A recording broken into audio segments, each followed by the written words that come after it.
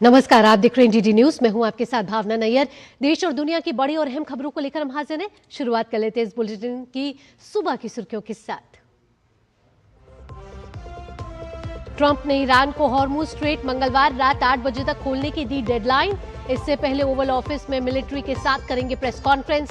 IRGC ने कहा, America Israel के लिए पहला जैसा नहीं रहेगा हॉर्मुज स्ट्रेट।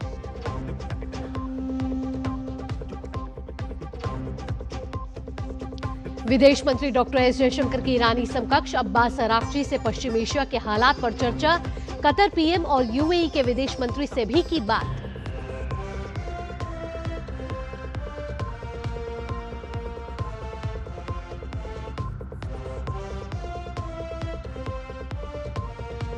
जंग के माहौल के बीच भारत के नवे टैंकर ग्रीन आशा ने हॉर्मुज स्ट्रेट को किया पार। 8वां tanker green Sanvi 46,000 metric ton LPG लेकर आज पहुंचेगा भारत।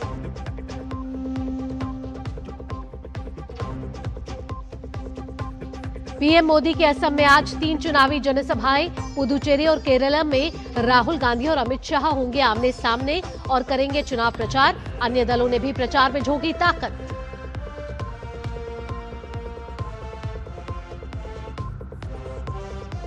खेल की खबरों में IPL में RCB की जीत का सिलसिला जारी। चेन्नई सुपर किंग्स को 43 रन से हराकर दर्ज की लगातार दूसरी जीत। आज कोलकाता के सामने पंजाब की चुनौती।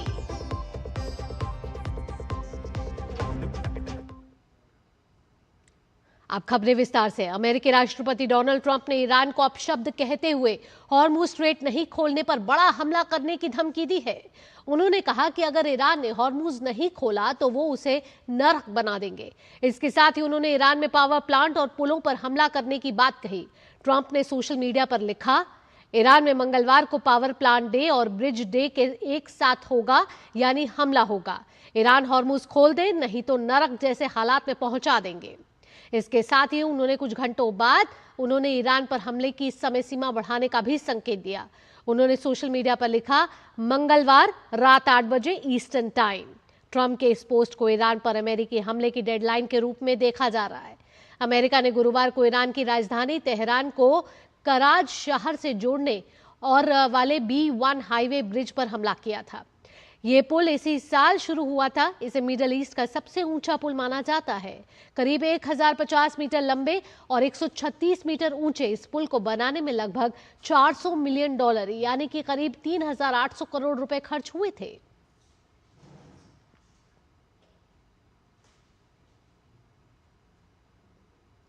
ईरान ने अमेरिका को सख्त चेतावनी दी है कि अगर उसके इंफ्रास्ट्रक्चर पर हमला किया गया तो वह उसी तरह जवाब देगा। ईरान के विदेश मंत्रालय के प्रवक्ता इस्माइल बगाई ने कहा है कि ईरानी सेना किसी भी हमले की स्थिति के लिए तैयार है। बगाई ने कहा कि जवाबी कार्रवाई में उन सभी ठिकानों को निशाना बनाया जाएगा जो अमेरिका के हैं या किसी भी तरह अमेरिका की मदद करते हैं। वहीं डोनाल्ड ट्रंप सोमवार को ईस्टर्न टाइम के अनुसार दोपहर 1 बजे प्रेस कॉन्फ्रेंस करेंगे। ये प्रेस वार्ता भारतीय समय अनुसार मंगलवार रात 10:30 बजे होगी। ओवल ऑफिस में होने वाली इस प्रेस वार्ता के दौरान सैन्य अधिकारियों के साथ मीडिया के सवालों का जवाब देंगे और ईरान में लापता अमेरिकी एयरमैन के रेस्क्यू ऑपरेशन पर जानकारी देंगे। ईरान की इस्लामिक रेवोल्यूशनरी गार्ड कॉर्प्स ने कहा है कि स्ट्रेट ऑफ हॉर्मुज अब अमेरिका और इजराइल के लिए पहले जैसा नहीं रहेगा। IRGC ने अपने बयान में कहा कि खाड़ी क्षेत्र में नया ऑर्डर लागू करने की तैयारी अंतिम चरण में है। ईरानी संसद में एक प्रस्ताव भी तैयार किया गया है जिसमें स्ट्रेट से गुजरने वाले जहाजों पर शुल्क लगाने, अमेरिका और इजराइल के जहाजों पर बैन लगाने वाले देशों पर अतिरिक्त नियम लागू करने की बात कही गई है। रिपोर्ट्स के अनुसार प्रस्ताव में यह भी शामिल है कि जहाजों को ट्रांजिट फीस ईरान की राष्ट्रीय मुद्रा में चुकानी होगी। इस योजना में समुद्री सुरक्षा, पर्यावरण संरक्षण और ओमान के साथ कानूनी सहयोग जैसे प्रावधान भी शामिल है। आगे बढ़ेंगे। पश्चिम एशिया में जारी तनाव के बीच विदेश मंत्री डॉक्टर एस जयशंकर ने ईरान के विदेश मंत्री अब्बास अराक्ची से बात की है। दोनों नेताओं ने पश्चिम एशिया संघर्ष पर चर्चा की है। इसके अलावा आपको बता दें कि दोनों ने द्विपक्षीय संबंधों के साथ साथ क्षेत्रीय और अंतर्राष्ट्रीय घटनाक्रम पर भी चर्चा की है। इसके अलावा डॉक्टर एस जयशंकर ने कतर के प्रधानमंत्री शेख मोहम्मद बिन अब्दुल रहमान बिन जसीम अल थानी से ईरान में जारी संघर्ष पर बातचीत की। डॉक्टर जयशंकर ने अल नहयान से बातचीत के बाद अधिक जानकारी साझा किए बिना कहा कि उनसे पश्चिम एशिया की बदलती स्थिति पर चर्चा हुई है। वहीं उन्होंने संयुक्त अरब अमीरात के विदेश मंत्री शेख अब्दुल्ला बिन जायद अल नहयान से पश्चिम एशिया की बदलती स्थिति पर चर्चा की। पश्चिम एशिया के इन 3 देशों के नेताओं के साथ डॉक्टर जयशंकर की फोन पर बातचीत ऐसे समय में हुई है जब अमेरिका के राष्ट्रपति डोनाल्ड ट्रंप की ईरान को दी गई हालिया चेतावनी के बाद पश्चिम एशिया में तनाव और बढ़ गया है।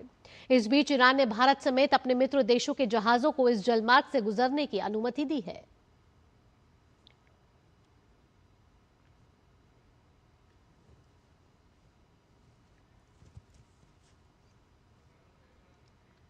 पश्चिम एशिया में जारी जंग के बीच एक और भारतीय झंडे वाला जहाज ग्रीन आशा ने हॉर्मुज स्ट्रेट को सुरक्षित रूप से पार कर लिया है।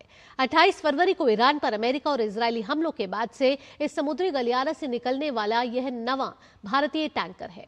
यह उपलब्धि भारत की ऊर्जा आपूर्ति के लिहाज से काफी महत्वपूर्ण मानी जा रही है। रिपोर्ट्स के अनुसार ग्रीन आशा एक एलपीजी कैरियर है और इस पर 20,000 टन एलपीजी लदी हुई है। इससे पहले अगर बात करें पिछले कुछ दिनों की, तो भारतीय tanker Shivalik, Nanda Devi, pine gas, जग लाडकी, जग वसंत, BWTYR, BWELM हॉर्मुज स्ट्रेट पार कर भारत पहुंचे थे। वहीं आज भारतीय ध्वज वाला एलपीजी टैंकर ग्रीन सानवी सफलतापूर्वक भारत पहुंचेगा। इस टैंकर में करीब 40,650 मीट्रिक टन एलपीजी लदी हुई है। इतनी बड़ी मात्रा में एलपीजी सप्लाई चेन को मजबूत करने के लिए इसको एक महत्वपूर्ण भूमिका निभा सकती है।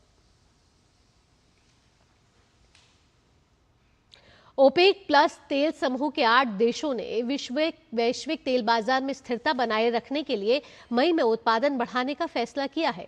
पेट्रोलियम निर्यातक देशों के संगठन ओपेक की वेबसाइट पर जारी बयान के अनुसार इन देशों ने उत्पादन में 2.06 लाख बैरल प्रतिदिन की बढ़ोतरी करने की घोषणा की है।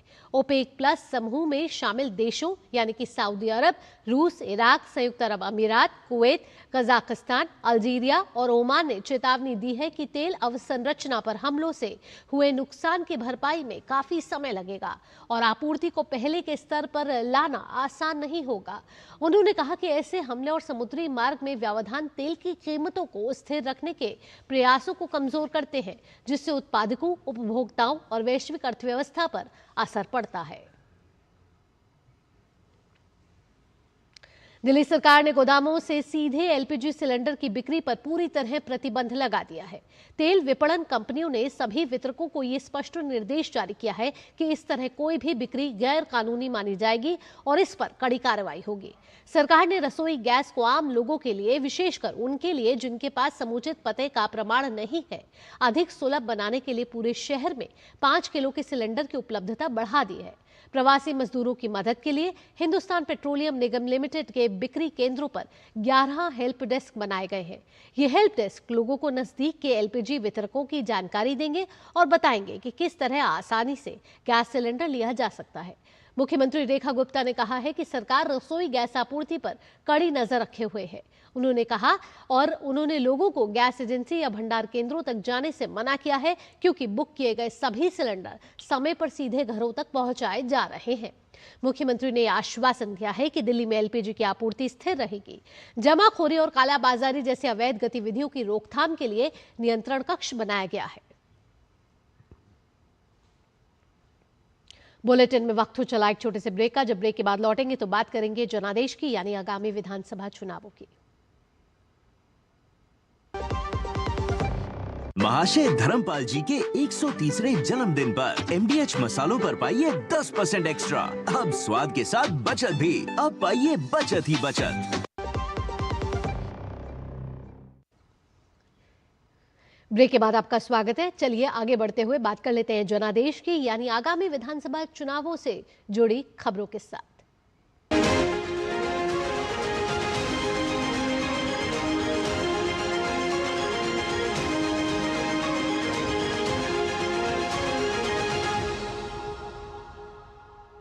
भारतीय जनता पार्टी 4 राज्यों यानी कि पश्चिम बंगाल, तमिलनाडु, केरलम, असम और केंद्र शासित पुदुचेरी में होने वाले विधानसभा चुनाव के प्रचार में जोर शोर से उतर चुकी है।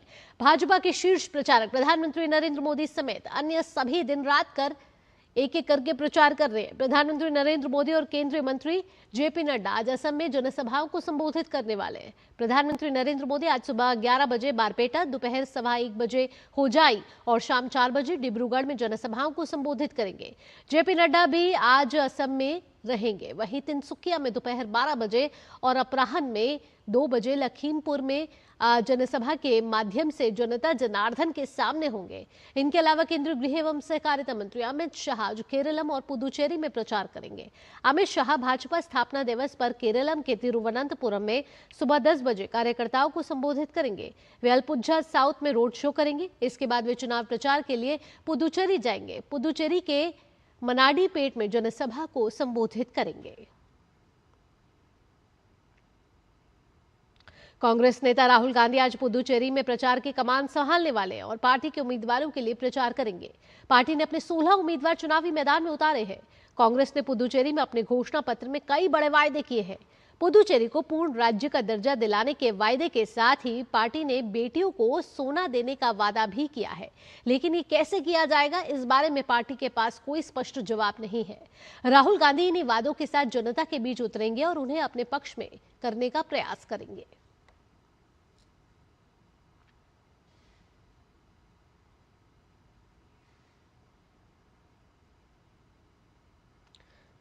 तो कांग्रेस ने प्रचार में पूरी ताकत झोंक दी है। आज पुदुचेरी में राहुल गांधी होंगे, चुनावी जनसभा है आज उनकी।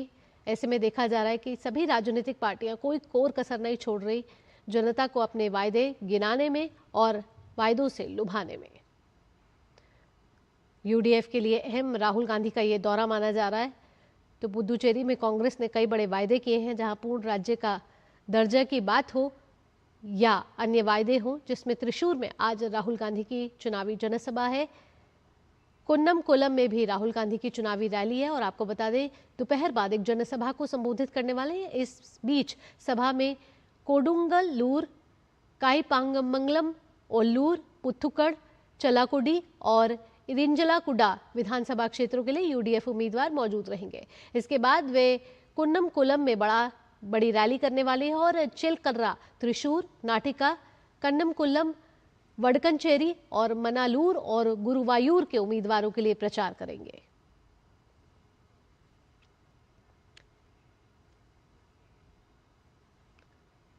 बात अब तमिलनाडु विधानसभा चुनावों की कर लेते हैं। 2026 तमिलनाडु विधानसभा चुनावों को लेकर कार्रवाई तेज हो गई है। भारतीय चुनाव आयोग द्वारा जारी ताजा आंकड़ों के अनुसार तमिलनाडु में अब तक 170 करोड़ रुपए मूल्य की अवैध सामग्री जब्त की जा चुकी है।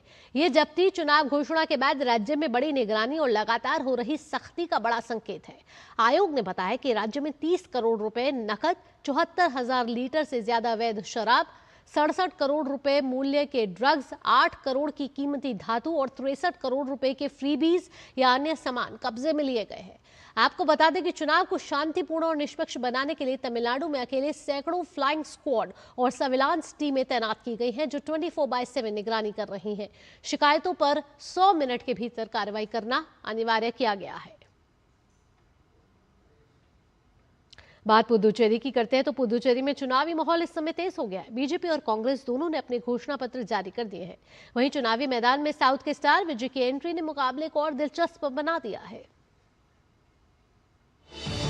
पुदुचेरी में चुनावी वादों की तस्वीर अब साफ होने लगी है। 2 मुफ्त गैस सिलेंडर, ग्रुप सी और ग्रुप डी की नौकरियों में 60% स्थानीय आरक्षण और फसल नुकसान के लिए 200 करोड़ रुपए की राहत कोष के वादे के साथ बीजेपी ने अपना घोषणा पत्र जारी किया। 20 सूत्रीय इस घोषणा पत्र के जरिए बीजेपी पुदुचेरी में दूसरी बार एनडीए की सरकार बनाने का दावा कर रही है। डेवलपमेंट के आधार पर पुडुचेरी विकास की कल्पना करती है।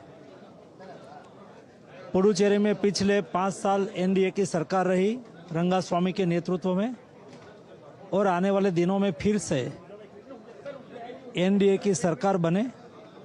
हमारी सरकार का एजेंडा डेवलपमेंट और मिडिल क्लास को इजी लाइफ और गरीब लोगों को पॉवर्टी एलिवेशन के लिए और एम्प्लॉयमेंट के लिए तैयार करने के लिए बेहतर रहेगा। वहीं कांग्रेस ने भी अपना घोषणा पत्र जारी किया। पार्टी ने पुदुचेरी को पूर्ण राज्य का दर्जा दिलाने का वादा किया है। कांग्रेस ने रोजगार और सुरक्षा को भी मुद्दा बनाया। कांग्रेस के घोषणा पत्र में बेटियों को सोना देने का वादा भी किया गया है, लेकिन इसे कैसे लागू किया जाएगा, इस पर तस्वीर साफ नहीं। सरकार वापस पौंडीचेरी में जब आएगी तो हम लोग यही सब चीजें, right to food, right to education और बच्चियों के लिए जो हमने सोना देने की बात की है, क्योंकि आज सोना इतना महंगा हो गया है, आप नहीं दे पाते हो बच्चों को शादियों में, तो कांग्रेस पार्टी आएगी तो हम लोग बच्चियों को गोल्ड भी देंगे। ये हमने गारंटीज और प्लान्स में दिया है। इसी बीच चुनावी माहौल में ग्लैमर का तड़का भी देखने को मिला। दक्षिण के स्टार विजय ने रोड शो किया, जिसमें बड़ी संख्या में लोग जुटे।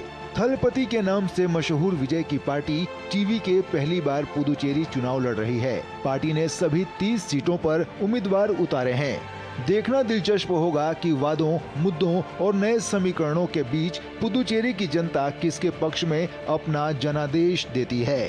विजय की पार्टी सभी 30 सीटों पर चुनाव लड़ रही है और आप देख सकते हैं उनके लिए कितना जबरदस्त क्रेज है। दोनों तरफ सड़कों पर लोग जमा हैं और वो अपने अभिनेता को नजदीक से देखना चाहते हैं। ये क्रेज वोटों में कितना तब्दील होता है, इसके लिए हमें इंतजार करना पड़ेगा। कैमरामैन संजय जना के साथ मैं विशाल बेरिस्टो, डीडी न्यूज, पुदुचेरी। खबर असम से है। असम के खुमतई विधानसभा क्षेत्र में इस बार मुकाबला दिलचस्प हो गया है। बीजेपी की ओर से मृणाल सेकिया मैदान में है, जो सादगी और साइकिल के जरिए जनसंपर्क पर जोर दे रहे हैं। वहीं कांग्रेस के रोसेलिना तिर्की को उम्मीदवार बनाया गया है, जो स्थानीय मुद्दों के सहारे जनता को साधने में जुटी है। असम के खुमतई में इस बार चुनाव प्रचार का अंदाज अलग है। जहां आमतौर पर प्रचार रैलियों और खर्च पर टिका होता है, वहीं बीजेपी प्रत्याशी मृणाल सेकिया सादगी और जनसंपर्क पर जोर दे रहे हैं। 2 बार के विधायक सेकिया तीसरी बार मैदान में हैं। वो हर सुबह साइकिल से लोगों के बीच पहुंचते हैं और पर्यावरण, स्वच्छता और फिटनेस का संदेश देते हैं। बड़े मंचों के बजाय वो सीधे संवाद को प्राथमिकता दे रहे हैं। गांव-गांव घूमता हूँ तो जाके मैं जाएगा सुन के सब आदमी इकट्ठा होता है गांव में। मैं बोलता हूँ कैसा है, खबर कैसा है, इलेक्शन आ रहा है, सब वोट देने के लिए जाइए, लेकिन जिसको देना है आप लोग दे दीजिए। अगर मुझे पसंद है तो मुझे दीजिए, नहीं तो दूसरे को दे दीजिए। मैं कोई खराब नहीं मानता। वहीं कांग्रेस ने रोसेलिना तिर्की को उम्मीदवार बनाया है।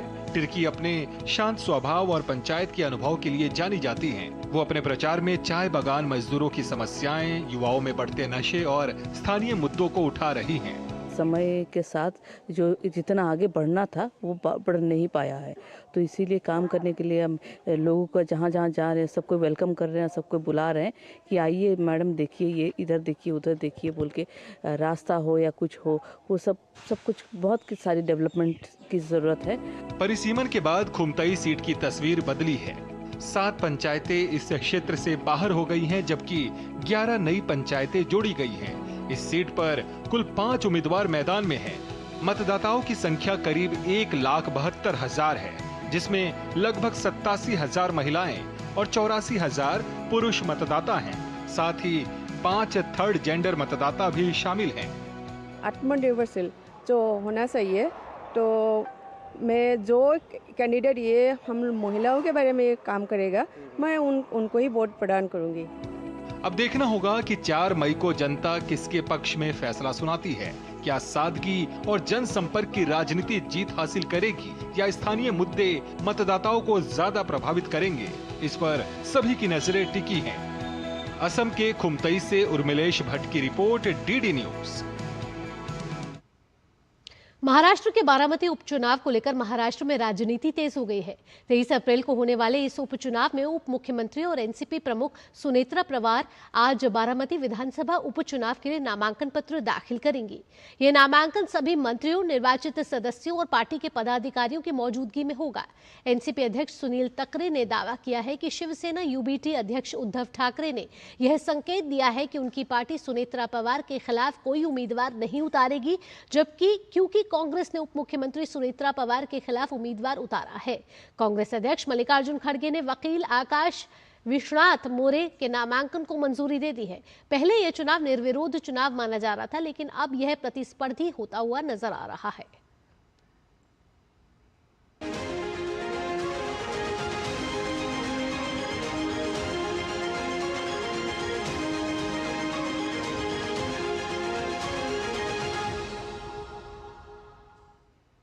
आइए अब कुछ अन्य महत्वपूर्ण खबरों का भी रुख कर लेते हैं। मध्य प्रदेश के धार जिले में स्थित ऐतिहासिक भोजशाला के धार्मिक स्वरूप को लेकर चल रही कानूनी लड़ाई अब सबसे महत्वपूर्ण पड़ाव पर पहुंच गई है।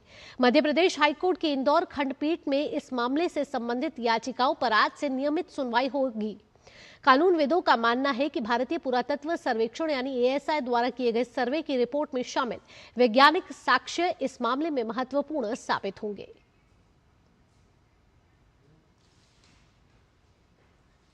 उत्तरी सिक्किम में भारी भूस्खलन की घटना सामने आई है। लाचेन क्षेत्र का संपर्क पूरी तरह कट गया है। भूस्खलन के चलते कई पर्यटकों के फंसे होने की सूचना मिली है।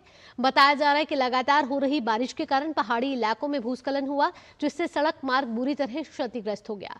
प्रशासन और राहत एजेंसियों जो है स्थिति पर नजर बनाए हुए हैं और फंसे हुए लोगों को सुरक्षित निकालने के प्रयास किए जा रहे हैं।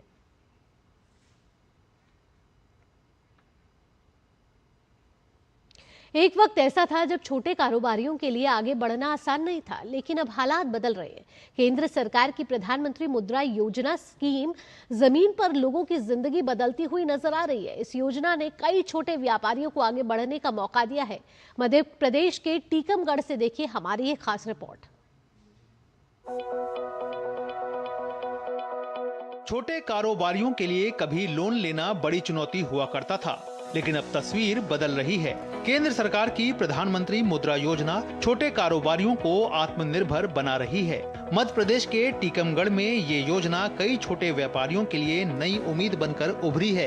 एक छोटी सी दुकान चलाने वाली दीपिका जैन ने प्रधानमंत्री मुद्रा योजना के तहत 10 लाख रुपए का लोन लेकर अपने कारोबार को विस्तार दिया, जिससे उनकी जिंदगी में सुधार हो रहा है। हमें प्रधानमंत्री मुद्रा लोन जो मिला है उससे हमारे लिए बहुत लाभ हुआ है और हमारे व्यापार में भी बहुत लाभ हुआ है, इसलिए हमारा काम भी अच्छा चल रहा है और हम प्रधानमंत्री को इसलिए आभार व्यक्त करते हैं। व्यापार बढ़ाने के लिए हमें बाजार से पैसे लेना पड़ता था, लेकिन अब हमें बैंक से ये बिना गारंटी की सुविधा मिली है और इसमें हमें ब्याज भी कम लगता है। जितने दिन निकालो उतने दिन का ही ब्याज लगता है और हमारा व्यापार अब अच्छा चल रहा है और प्रधानमंत्री जी का सहयोग है। इसमें किसी भी प्रकार की कोई गारंटी ना है। टीकमगढ़ के लुकमान चौराहे पर रहने वाले राजीव खरे की कहानी भी कुछ ऐसी ही है। पहले छोटी सी गली में प्रिंटिंग प्रेस चलाने वाले राजीव ने मुद्रा योजना से लोन लेकर अपनी दुकान को मुख्य सड़क पर स्थापित किया, आधुनिक मशीनों के साथ काम बढ़ाया और अपनी दुकान में 4 लोगों को रोजगार भी दिया है। उनके लिए ये योजना एक नए मुकाम तक पहुँचने का जरिया बनी है। वहीं नए बस स्टैंड के पास संजोली खरे ने भी इस योजना का लाभ उठाकर अपने कृषि व्यवसाय को नई दिशा दी है। पहले उन्हें महंगे दामों पर सामान खरीदना पड़ता था, लेकिन मुद्रा योजना से मिले लोन ने उनकी मुश्किलें आसान कर दी। धीरे धीरे कारोबार बढ़ा और बैंक ने उनकी क्रेडिट लिमिट भी 20 लाख रुपए तक बढ़ा दी है। अब वो कृषि यंत्रों की बिक्री कर न सिर्फ अपनी आय बढ़ा रही हैं, बल्कि दूसरों को रोजगार भी दे रही हैं। मुद्रा योजना के तहत हम लोगों ने भी अपनी फर्म के लिए Samriddhi and Samarth hitech agri solution हमारी फर्म का नाम है, तो उसके लिए हमने भी लोन लिया हुआ था। तो जब से ये लोन लिया हुआ है तो हमारे बिजनेस को एक नई दिशा मिली हुई है। हमें क्या है कि किसी भी प्रकार का हिडन चार्ज नहीं रहता है एंड ना ही कोई किसी प्रकार की गारंटी लगी हुई है। मुद्रा योजना से हुआ है कि लोन का पैसा जब से आया है तो अपन बिफोर सीजन मटेरियल को परचेज करके कंपनी रेट पे कृषकों को टीकमगढ़ में देते हैं। तो हमारा एक तो दुकान की बिक्री बढ़ी है, सेल बढ़ गई है और दूसरा ये है कि प्रॉफिट ऑफ मार्जिन दोनों बढ़ गए हैं हमारे। मतलब साफ है कि प्रधानमंत्री मुद्रा योजना सिर्फ आर्थिक सहायता नहीं, बल्कि छोटे व्यापारियों के सपनों को उड़ान देने का माध्यम बन रही है। आसान ऋण और बिना गारंटी की सुविधा ने स्थानीय स्तर पर रोजगार और स्वरोजगार दोनों को मजबूत किया है। Bureau report, DD news. और अब खेल की खबरों का रुख करेंगे। आईपीएल में रॉयल चैलेंजर्स बेंगलुरु ने चेन्नई सुपर किंग्स को 43 रनों से हराया है। आरसीबी ने 20 ओवर में 3 विकेट पर 250 रन बनाए। जवाब में चेन्नई की टीम ने 19 ओवर और 4 गेंद में सिर्फ 207 रन ही बना सके और ऑल आउट हो गई।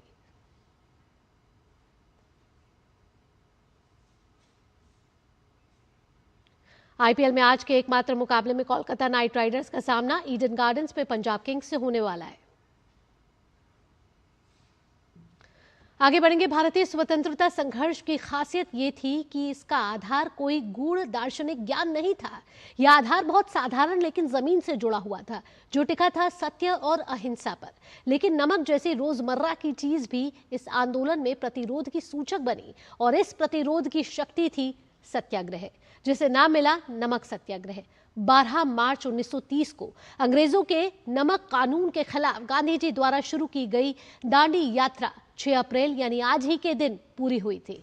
इस आंदोलन की सफलता ने पूरे अंग्रेजी शासन को हिलाकर रख दिया था।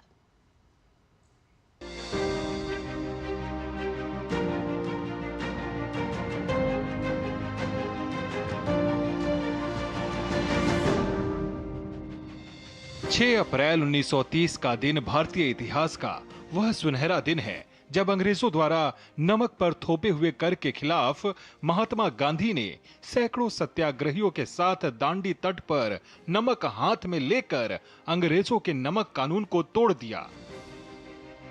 गांधी जी के नेतृत्व में इस सत्याग्रह ने न केवल पूरी ब्रिटिश सरकार को बल्कि पूरी दुनिया की आत्मा को झकझोर दिया। दरअसल गुलामी के दिनों ब्रिटिश सरकार ने उस वक्त किसी भी भारतीय को नमक इकट्ठा करने, बनाने या बेचने पर रोक लगा रखी थी। नमक बनाने पर ब्रिटिश सरकार का एक अधिकार था। भारतीयों को नमक अंग्रेजों से खरीदना पड़ता था और बिना टैक्स दिए किसी को भी नमक नहीं मिलता था। महात्मा गांधी समेत पूरा देश इस कानून के विरोध में था। महात्मा गांधी का ये मानना था कि नमक प्राकृतिक चीज है और मुफ्त है। देश के लोग अपने पसीने में नमक बहा रहे हैं, तो नमक पर पहला अधिकार उनका ही है। अंग्रेजों के इस काले कानून को तोड़ने के लिए महात्मा गांधी ने अहमदाबाद के साबरमती आश्रम से नवसारी जिले के दांडी तक मार्च करने और समुद्र से नमक बनाने का फैसला किया। गांधी जी का ये मार्च सत्य के लिए था, उस काले कानून के खिलाफ था जिसे लगाकर अंग्रेजों ने भारतीयों से उनका हक छीन लिया था। 12 मार्च 1930 को महात्मा गांधी ने नमक कानून के खिलाफ दांडी मार्च यानी दांडी यात्रा की शुरुआत की। इसे नमक सत्याग्रह भी कहा जाता है। गांधी जी अपने 78 सहयोगियों के साथ साबरमती आश्रम से दांडी तक पैदल ही चले। 240 मील लंबे इस रास्ते को पूरा करने में उन्हें 24 दिन लगे। जैसे जैसे ये यात्रा अहमदाबाद से दांडी की तरफ बढ़ी, वैसे वैसे इससे लोग जुड़ते चले गए। दांडी पहुंचने तक इस अहिंसक नमक सत्याग्रह में हजारों लोग जुड़ चुके थे। 6 अप्रैल 1930 को गांधी जी ने समुद्र तट से एक मुट्ठी नमक उठाकर अंग्रेजों के नमक कानून को तोड़ दिया। इस मुट्ठी भर नमक से गांधी जी ने अंग्रेजी हुकूमत को जितना सशक्त संदेश दिया, उतना मजबूत संदेश शायद शब्दों से नहीं दिया जा सकता था। ब्रिटिश सरकार के लिए ये बहुत बड़ा झटका था। गांधी जी के इस साहसिक कदम की चर्चा और प्रशंसा पूरी दुनिया में होने लगी। गांधी जी नमक कानून तोड़कर राष्ट्रीय और अंतर्राष्ट्रीय स्तर पर एक लहर पैदा कर चुके थे। नमक सत्याग्रह ने पूरे देश में अंग्रेजों के खिलाफ व्यापक जनसंघर्ष को जन्म दिया। इससे एक चिंगारी भड़की जो आगे चलकर सविनय अवज्ञा आंदोलन में बदल गई। ब्यूरो